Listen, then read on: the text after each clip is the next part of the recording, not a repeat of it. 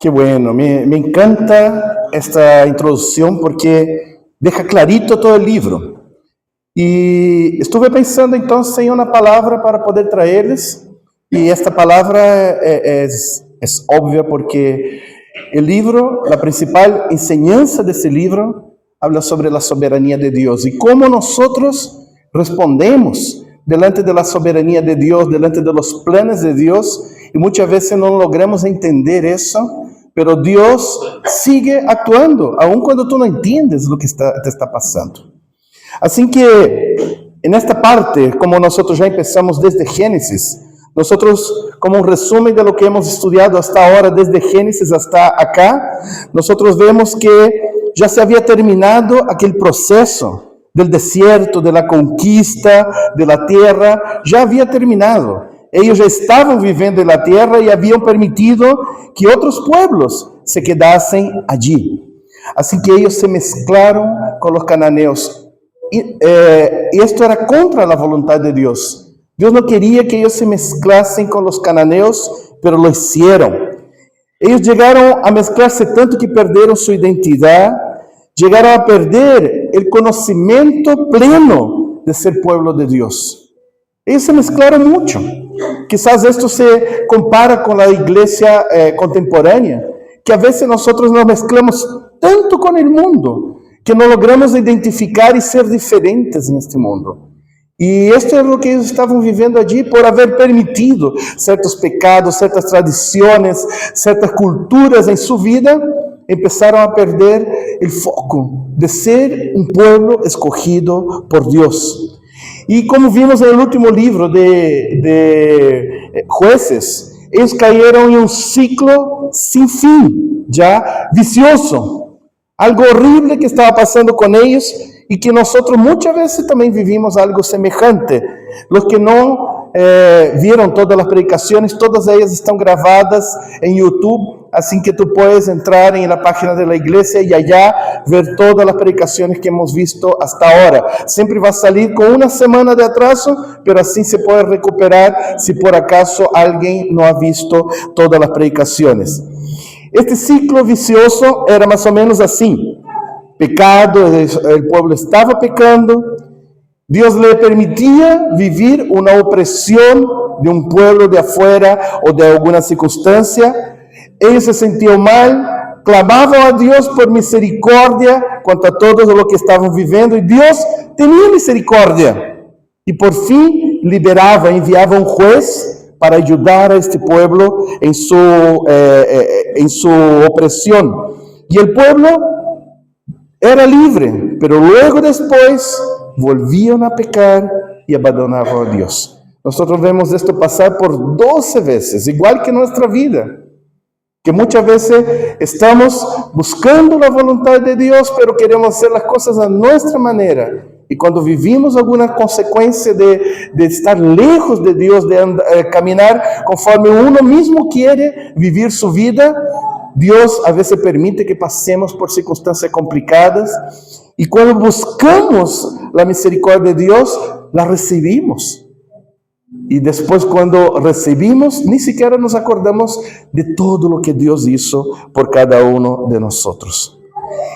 Este libro de Ruth, a pesar de que yo creo que no debería llamarse Ruth, debería llamarse Noemí, porque la historia principal que pasa en este libro es sobre Noemí. Ruth simplemente la obedeció. Todo lo que pasó en la vida de Ruth era gracias a Noemí. Pero decidieron poner el nombre de Ruth y sucede justamente en la época de los jueces. No dice en qué momento. Este libro es un libro que fue escrito de una historia antigua, porque él quería justamente hablar al respecto de David. Ese libro termina hablando de que a través de esta historia encontramos la historia también de David, de sus antepasados. En aquel tiempo que ellos estaban viviendo, cada uno hacía lo que bien le parecía, como encontramos allá en Jueces en varias partes. El pueblo hacía lo que bien le parecía. Pero había una familia, Había una circunstancia que ellos no hicieron lo que bien le parecieron. Y esa es la historia de Ruth, Noemí y de Boaz. Entonces yo pienso que es una historia magnífica y que habla muy profundamente. Espero que tú puedas preparar tu espíritu, preparar tu corazón para que realmente reciba una palabra del Señor el día de hoy. Oremos. Gracias, Padre, por tu amor, gracias por lo que tú nos estás enseñando. Y te pedimos, Señor, que hoy tú hables a nuestros corazones. Que podamos realmente, Señor, salir de acá con un mensaje claro de tus propósitos. Y también con nuestro corazón cambiado a través de esa historia. Que podamos aprender de esta historia, Señor, a conocerte más y a poder también ser obedientes a ti en todo. Te damos muchas gracias, Señor. Úsame como instrumento en tus manos y habla en nuestros corazones en nombre de Jesús. Amén y amén. Así que como yo les decía en Ruth, habla la historia de Noemí en sí. Es la historia de ella lo que nosotros encontramos. Ella es la protagonista principal dentro de este libro. Y la historia es más o menos así. Ellos estaban pasando por una hambruna donde estaban y tomaron la decisión con su familia, junto con su esposo, de ir a otra tierra para buscar una mejor vida junto con sus dos hijos.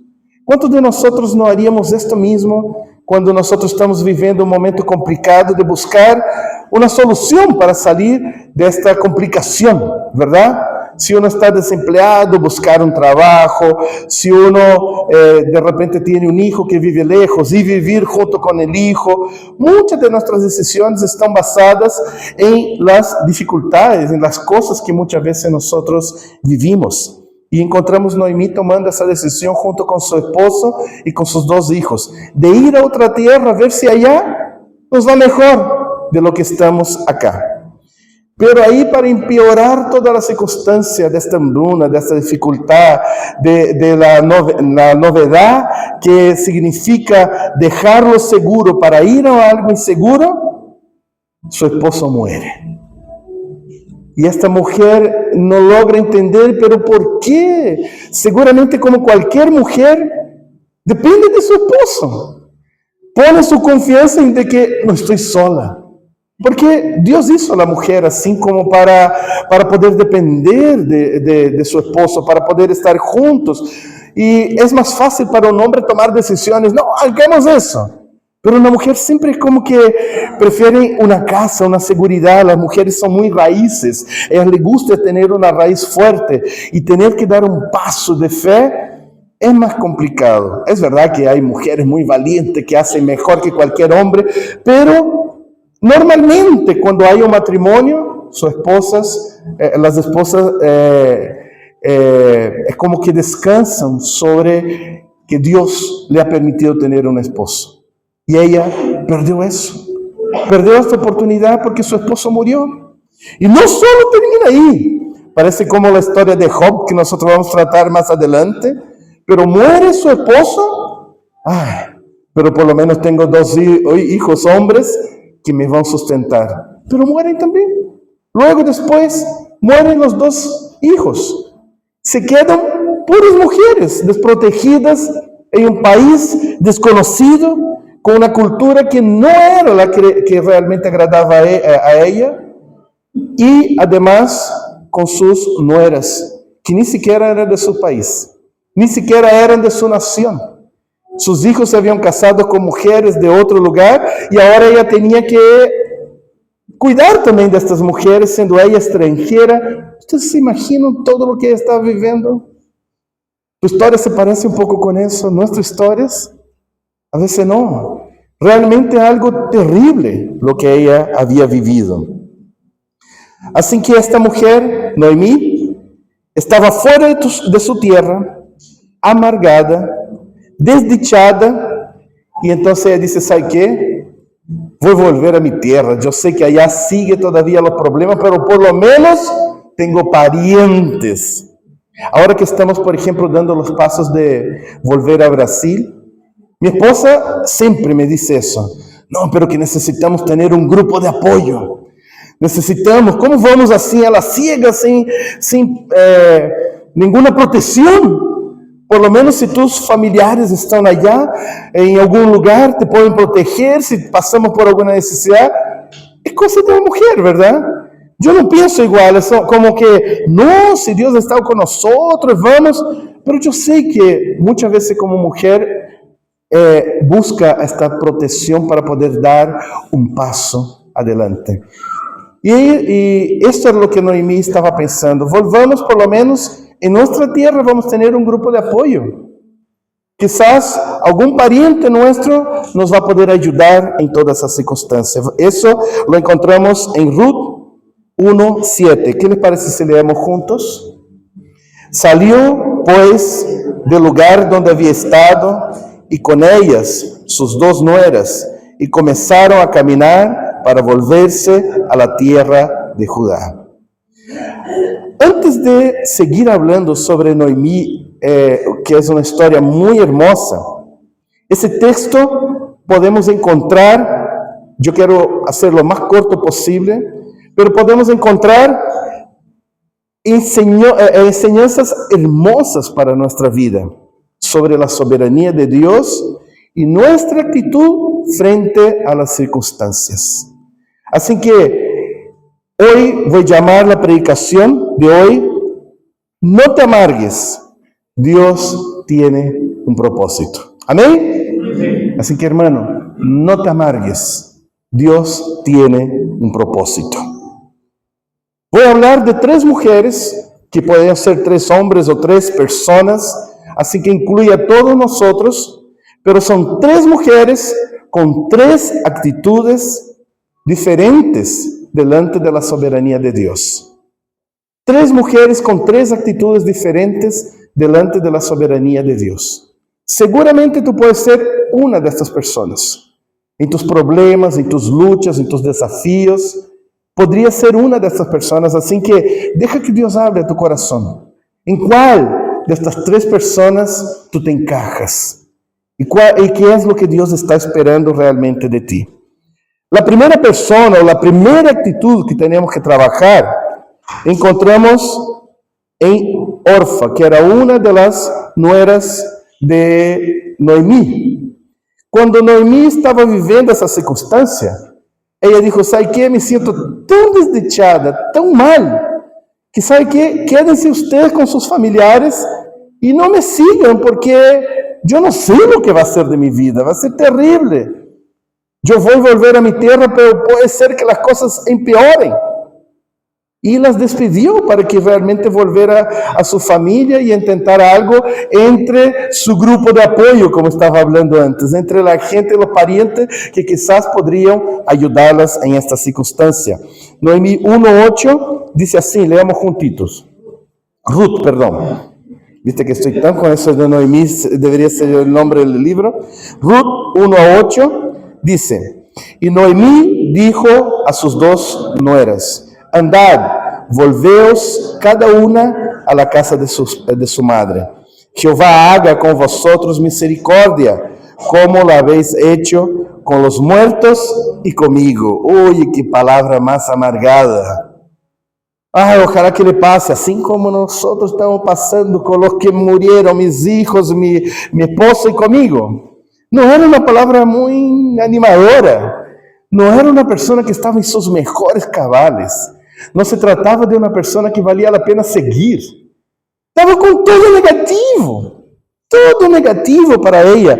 No solo de forma real, pero también en su corazón ella estaba muy negativa. A pesar de que este quiebre seguramente ya se había formado una familia bonita, ya estaban creciendo y era una despedida terrible, como encontramos en Ruth 1:14, que dice así, leamos, y ellas alzaron otra vez su voz y lloraron. Y Orfa besó a su suegra, mas Ruth se quedó con ella. Así que quiero hablar en primer lugar sobre la actitud de Orfa. Esa actitud era la actitud de desistir, abandonar. No va bien, ¿para qué voy a seguir en un lugar que las cosas ya no están resultando? ¿Por qué insistir en lo equivocado, que las cosas no caminan como yo esperaba que fuera? ¿Te sientes identificado con esto en alguna cosa en tu vida? ¿Para qué seguir en el lugar donde las cosas ya están caminando mal?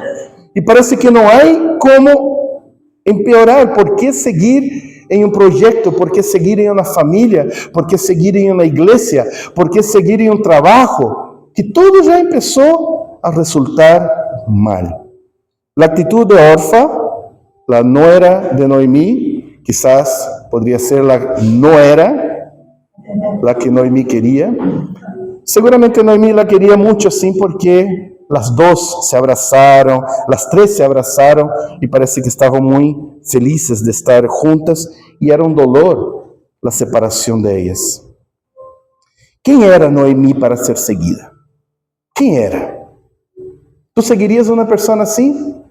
Viuda, perdió los 2 hijos, está reclamando de todo. No le va bien a esta mujer. No es de acá, es de otro lugar. ¿Vale la pena seguir a una mujer como esta? Hermanos, cualquier uno pensaría como Orfa pensó. Yo no voy a estar acá porque parece que no va a mejorar las cosas. ¿Por qué poner mi confianza en un líder que realmente no me da seguridad y no tiene ningún futuro por lo que estamos viendo? Porque era eso, una viuda, pobre, era la suegra. Ni siquiera era una persona así como una gran mujer de Dios, era la suegra. Parecía todo lo contrario de lo que esperaba y era una mujer decepcionada con la vida. Seguramente amargada, que hablaba y supuraba su amargura, su tristeza. Se veía en su rostro los comentarios que hacía, por más que decía, no, si estoy bien, pero no se ve bien. Tienes que decir a tu cara para mejorar porque tu cara dice otra cosa. ¿Cuántos de nosotros no estamos así? No queremos reconocer que estamos mal. No queremos reconocer que estamos mal y ahí todos ven que estamos pasando por alguna dificultad. Esta era Noemí. Una persona que seguramente no valía la pena seguir adelante. Hermanos, hay muchos cristianos que simplesmente abandonan el proceso, que consideran desistir. Es el camino más fácil. Si no hay resultado, yo he tenido problemas con alguien, yo he tenido dificultades, las cosas parece que no van a mejorar, veo que vale la pena. Muchos cristianos también hoy en día desisten y abandonan su proceso buscando el camino más fácil. Pero eso no soluciona el problema. Tú vas de acá a otro lugar y allá encuentras problema. Es como un libro que yo leía, que una vez compartí también con los líderes, que hablaba sobre influenciar personas, y que decía, cuando Bob tiene problemas con toda la gente, quizás el problema no sea la gente, y sí sea Bob. Él está realmente con el problema. Pero no queremos reconocer. Y abandonamos, pensamos que dejar el problema, dejar la dificultad es mejor. Gente que en su matrimonio dice, ay, es que no va a mejorar, mira, es mejor para los niños que nos separemos. Y los niños sufren igual y peor. Porque mejor es ver una restauración que ver una constante historia de fracaso que uno nunca va a saber si Dios podría haber hecho una historia diferente. Muchos de nosotros desistimos, es el camino más fácil. Así que hay personas que consideran que los líderes, que las personas pueden impedir el proceso de Dios. No, pero que fulano ya tomó la decisión, entonces fulano es superior a Dios. Y muchos de nosotros caminamos mirando a líderes y tomando decisiones en base a personas o circunstancias que nosotros enfrentamos. Pero yo quisiera declarar hoy para ti que esta es una actitud inmadura. Actitud de alguien, un cristiano inmaduro. Es una actitud de orgullo. Por más que no te guste, es orgullo. Por más que tú puedas decir, no es orgullo, es orgullo. Se ve en tu cara, es orgullo. Es rebeldía. Es incredulidad. Porque en vez de creer en Dios, de que Dios tiene un propósito donde me ha dejado, con las personas que me ha dejado, tú crees en tu sabiduría, tú vuelves a Génesis, tú vuelves al fruto del conocimiento del bien y del mal que apartó el hombre de Dios. Tú sabes lo que es bueno y lo que es malo, y no busca la voluntad de Dios para saber, Señor, estoy pasando por eso, ¿qué quieres que yo haga? No preguntamos, no queremos saber lo que Dios piensa porque ya sabemos lo que Dios nos va a decir. Hijo, quédate ahí, quédate tranquilo. Yo voy a cambiar tu historia. Pero muchos de nosotros como Orfa decimos, les amo mucho, les quiero mucho, pero me voy. Voy a intentar algo nuevo. Quizás un nuevo matrimonio, una nueva casa, un nuevo futuro. Esa fue la actitud de Orfa, que al final nadie sabe más la historia de ella. Su historia se quedó oculta en la historia. Y esto puede ser tu futuro. Una historia oculta en la historia. Tú puedes transformar tu historia en un milagro. O tú puedes transformar tu historia en un olvido. Tú puedes tomar la decisión de hacer las cosas a tu manera. Es fácil el camino. O tú puedes confiar en Dios y tomar un camino mucho más difícil y ser victorioso. ¿Cuál es tu decisión? ¿Qué escogerás? Quizás, hermanos, la pregunta correcta que se debería hacer mientras estamos viviendo una crisis cualquiera en tu iglesia, en tu trabajo, en tu casa, es esa. ¿Fue Dios que me dijo para desistir? Ahí cambia todo. Cada persona que un día viene a mí y dice, sí, pastor, yo me voy de la iglesia, yo siempre pregunto eso. Si tú alguna vez quisiste irte de la iglesia, seguramente escuchaste y hablaste conmigo, me escuchaste esta frase. ¿Fue Dios que te dijo para hacer eso? Si fue Dios, hermano, amén, gloria a Dios. Estoy feliz por ti, porque tú vas a lo mejor. Pero si no fue Dios, cuidado. Puede ser tu corazón. Quizás estás desistiendo de lo que Dios quiere hacer en tu corazón. Hermanos, Dios usa todo para trabajar con nosotros. Usa este hermano insoportable que tú no logras soportar. Dios está en eso. Usa esa dificultad que está pasando. Dios usa eso. Dios usa todo para tratar con nosotros. Todo. Pero tú puedes huir y buscar los caminos más fáciles y reprobar en todo este camino que Dios tiene para nosotros. Otra pregunta que quizás deberías hacer en este momento. ¿Fue Dios que te dijo para abandonar lo que Él te dio? Un ministerio. Está bien, no quiero más trabajar en eso. Pero ¿fue Dios que te dijo? No, es que yo estoy cansada, que no sé si voy a lograr. Pero fue Dios que te dijo porque un día Dios te dio algo. ¿Será que fue Dios que te dijo? Hermano, eso hay que preguntar. Hay que preguntarnos a nosotros mismos. ¿Pero es Dios que me está diciendo? Y no des un paso si Dios no te dice que sí es su voluntad. Yo tenía algo en mi corazón cuanto al hecho de irme a Brasil hacía mucho tiempo, más de 2 años. Pero mi esposa no tenía lo mismo, mis hijos no tenían. Todo lo que hablábamos era como que estaba distante. Dios habló en primer lugar conmigo. Pero yo dije, mientras Dios no va a hablar con ellos y no va a abrir todos los caminos, yo no voy a dar un paso porque puedo estar equivocado. Quizás sean mis emociones.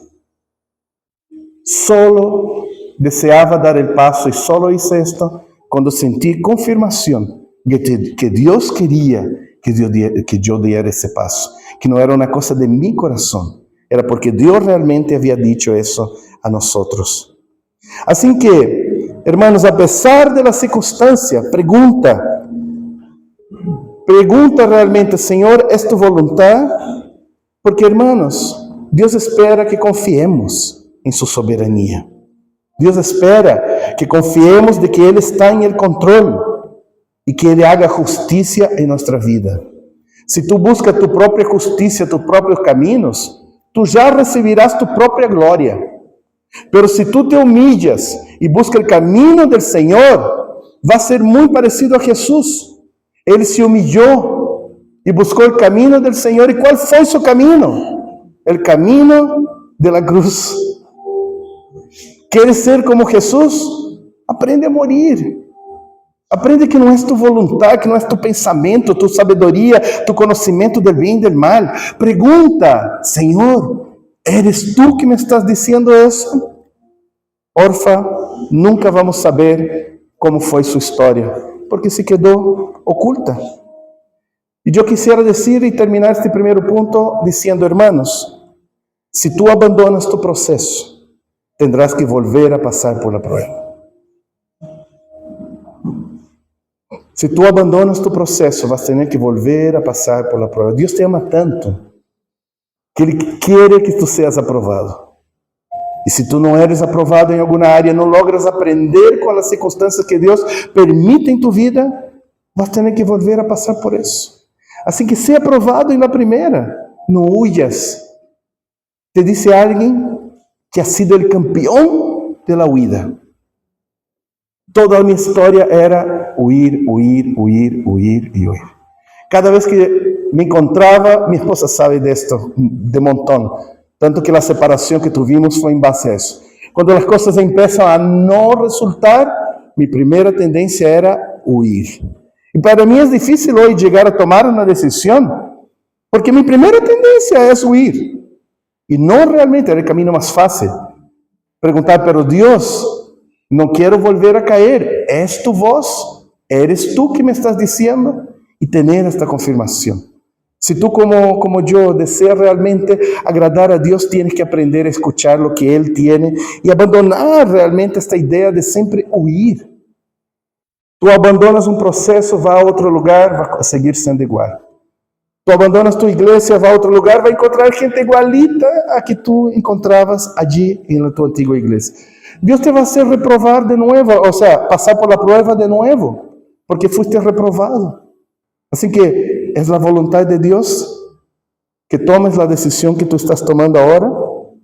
Así que, hermano, confía, quebrántate, obedece, porque Dios no ha perdido el control en tu vida. Todo lo que te permite pasar, porque Él sabe que tú puedes. ¿Serás aprobado o serás reprobado? Esta era la primera actitud de aquel que huye delante de la primera dificultad, la primera circunstancia que vive en su vida. Vamos a la segunda. Hablamos sobre Orfa, ahora vamos a ver otra persona, Noemí. Se amarga. Noemí se amarga y no logra ver la mano de Dios en lo que estaba viviendo. Pero también, hermanos, mira, muere su esposo, muere su hijo. ¿Quién de nosotros no estaríamos pensando algo negativo en todo lo que estoy viviendo? Ruth 1, 19 a 20 dice así, leamos. Anduvieron pues ellas dos, ella y Ruth, hasta que llegaron a Belén. Y aconteció que habiendo entrado en Belén, toda la ciudad se conmovió por causa de ellas. Y decían, ¿no es esta Noemí? Y ella le respondía, no me llaméis Noemí, sino llamad Mara, porque en gran amargura me ha puesto el Todopoderoso. ¿Cuántos de ustedes tendrían el coraje de declarar una cosa así? Dios me hizo lo malo. Aunque tú creas eso, tú no lo dices. Porque tú tienes temor de Dios, temor de lo que Dios puede hacer, y tú dices, sí, no sé, debo ser yo, no sé lo que pasa. Y uno prefiere ni hablar de Dios, irse de una iglesia y estar solo para no tener que responder a esas preguntas. Ella por lo menos valiente y dice, estoy amargada con Dios. No me llamen llena de gozo, lo que significa la palabra Noemí. No me llamen la gozosa, una mujer feliz, una mujer llena de gozo. Llámenme una mujer amargada, porque esto soy yo. Muchos de nosotros solo mantenemos la amargura dentro de nuestro corazón y no pedimos ayuda. Por lo menos ella era una persona que estaba ahí hablando claramente cómo se sentía. Noemí estaba herida contra Dios. Hermano, quizás tú te has herido contra Dios alguna vez. Yo me he herido contra Dios. No tengo vergüenza ni temor de decir eso. Porque yo conozco a mi Redentor y sé que Él me remide y Él logra sacarme de esa condición de confusión, de mentira espiritual. Y estoy seguro que cada uno de nosotros en algún momento hemos sentido rabia de lo que nos ha pasado. Dios, si tú eres Dios y me amas, ¿por qué me permites pasar por eso? Lo dudo que uno de ustedes nunca hayan dicho eso. ¿Por qué me está pasando eso, Dios? ¿No me amas? O quizás Dios no existe. Hay muchos cristianos hoy heridos con Dios. Muchos cristianos. Yo fui uno de estos. Mi historia habla de esta herida con Dios. ¿Por qué me dejaste pasar por eso? Me sacaste de mi nación para... Y se demoró muchos años, para que Dios sanara mi corazón. Muchos conocen esa historia. Fue a través de la Biblia que Dios fue sanando y me di cuenta que Él no tenía ninguna culpa. Toda era mis decisiones, mis malas decisiones y la amargura que entró dentro de mi corazón. Sabe, hermanos, pero es importante entender una cosa. No toda la herida que tenemos son verdaderas. La verdad es que la mayoría de las heridas que recibimos son falsas, son engaños. Es importante, hace bien que tú entiendas eso. Muchas veces que te sientes herido, no es la verdad. Quizás sí, que tú te sientas herido es verdad, pero no es la intención. Muchos dicen, fulano me hirió. Y la persona no te hirió. No quiso hacerlo. No era la verdad completa. Tenía propósito detrás de eso. Siempre le cuento esa historia. Hace poco conté de nuevo sobre cuando llevé al Dani chiquitito a tomar vacuna. ¿Se acuerdan? Cuando uno lleva al hijo para tomar vacuna, ¿qué piensa el niño? ¿Me aman? ¿Me están haciendo el bien? ¡Ay, qué rico! Y el otro brazo también. ¿Amén? Hay cosas que son falsas heridas que tenemos. Creemos que es para mi mal, para destruirme, cuando no es así. Personas que te aman, tú te vas a sentir herido por ellas muchas veces, cuando la persona nunca quiso herirte. Y la iglesia es donde más pasa eso. Y personas nunca quisieron herirte, pero tú te sientes herido. Muchas de esas heridas, hermanas, son falsas. Así como cuando un médico aplica una vacuna para el niño, es horrible. Pero para todos los que estamos de afuera, es un propósito hermoso. Es para tu bien. Y a veces somos como niños espirituales contando esa historia. Nos dolió algo, ¡ay, ya no voy más, ya no quiero más, ya no voy! Porque tú te sientes herido cuando nadie realmente quiso herirte. Y si te hirió, fue para tu bien. Como un padre que dice a su hijo, hijo, yo no te voy a permitir eso. Pero papá, no, hijo, porque te amo. Y el niño se enoja y dice, nunca más voy a amar a este viejo, a esta vieja. Los adolescentes viven mucho eso, ¿verdad, adolescentes? También la predicación es para ustedes. Que tomamos la decisión y creemos que estamos llenos de razón porque te dolió algo. Y tú no piensas que Dios tiene propósito detrás de todas estas cosas. No logramos ver las manos de Dios a través de la circunstancia. Así que luchamos, nos amargamos, reclamamos, no confiamos en los propósitos de Dios ni en la soberanía de Dios. Se forma una herida fácil. Lo positivo de esa historia de Noemí, que a pesar de ella tener esta herida falsa, creyendo que Dios le había olvidado, de que Dios realmente tenía algo contra ella, es que por lo menos, ella siguió el proceso. Dolida con Dios, pero dice, ya, no entiendo, me siento amargada, pero voy a continuar. Diferente de Órfano, abandonó el camino. Ella podía quizás tomar una decisión radical y, ¿no creen ustedes? El camino más fácil. Pero ella no tomó el camino más fácil. Ella dijo, voy a tomar el camino difícil. Volver a mi tierra. Quizás nadie me va a recibir. y yo estoy amargado, pero voy a seguir.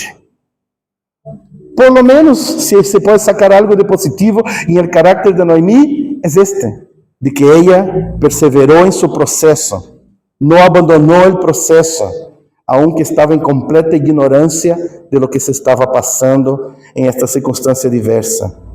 Aun cuando tú no entiendes los propósitos de Dios, tú puedes confiar que Dios está por cima de tu circunstancia. Dios, yo no entiendo por qué estamos pasando por eso, pero confío que tú estás por encima de eso. Y si tú me estás permitiendo pasar por eso, tú tienes un propósito lo cual yo no conozco, ni siquiera me gusta en ese momento, pero te amo tanto, Dios. Y sé que tú me amas tanto que solamente voy a confiar ciegamente porque no entiendo lo que me está pasando. Por lo menos esto, hermanos. Aunque estés amargado, aunque estés sintiendo algo malo, persevera. Confía de que Dios no perdió el control de su vida. El problema es que muchas veces intentamos dar una ayudita a Dios, como ya hemos hablado antes. No le des ayuditas a Dios. Intentamos hacer las cosas a mi manera y con eso dejamos de confiar en el propósito de Dios. En vez de seguir el camino, siendo guiado por Dios, empujado por Dios, aunque sea un desierto, yo quiero dar los pasos a mi manera.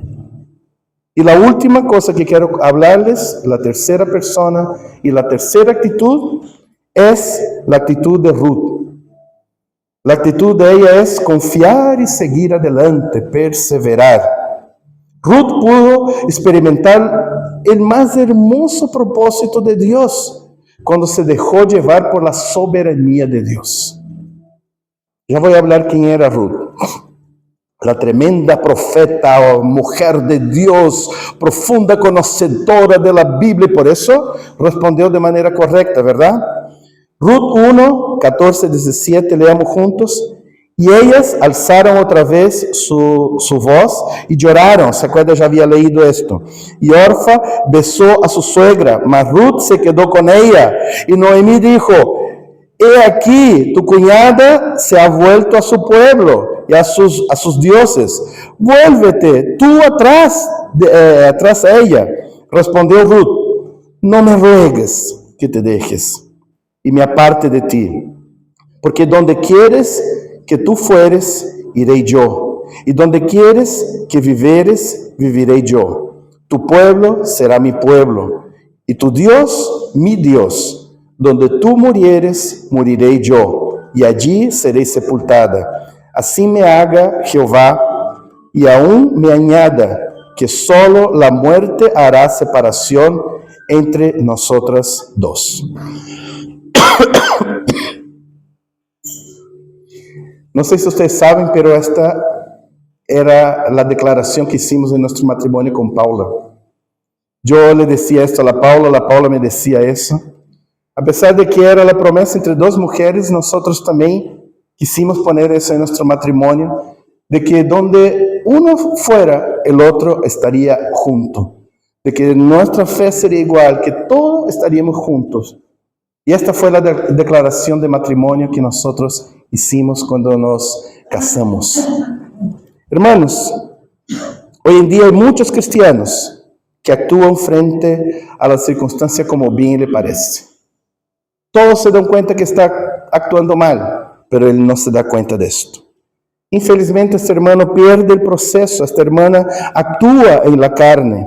No aprenden a confiar en la soberanía de Dios, de que Dios está por encima de personas, está por encima de circunstancias, de que Dios saca, Dios pone y Dios saca. Dios te permite cosas en tu vida y Dios te libera de estas cosas. Es Dios que hace todo. No eres tú que sales de tus complicaciones.